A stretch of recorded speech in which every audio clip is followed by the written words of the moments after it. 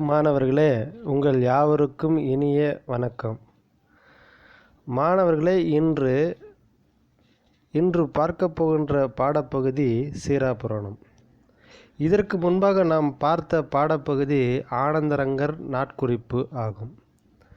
ஆனந்தரங்கர் நாட்குறிப்பில் நாம் ஒரு தமிழகத்தில் வாழ்ந்த ஒரு சிறப்புமிக்க ஒரு மனிதர் அவர் எழுதிய நாட்குறிப்பிலிருந்து தமிழகத்தினுடைய அக்காலத்தில் நிகழ்ந்த அனைத்து வரலாற்றையும் தமிழர்கள் புரிந்து கொள்ளக்கூடிய வகையில் அவர் எழுதியிருக்கிறார் என்பது மிகச் சிறப்பான ஒரு விஷயமாகும்.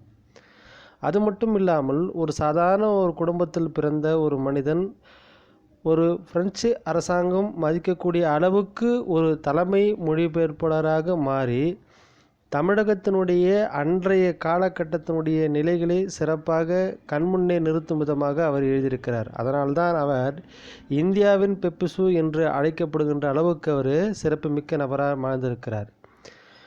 ஒரு புதுச்சேரியினுடைய வரலாறும் ஒரு தமிழகத்தின் அன்றைய காலகட்டத்தில் இருந்த சூழலும் அன்றைய மனிதர்கள் தங்களுடைய வாழ்க்கையை வாணிபம் ஆங்கிலேய அரசருக்கும் பிரெஞ்சு அரசுக்கும் ஏற்பட்ட போரின் இடையிலே இருந்த சூழலும் புதுச்சேரியினுடைய மக்களுடைய வாழ்நிலையும் பற்றி அழகாக புரிந்து கொள்வதற்கு ஒரு கால கண்ணாடியாக ஆனந்தரங்கனுடைய நாட்குறிப்பானது நமக்கு பயன்படுகிறது.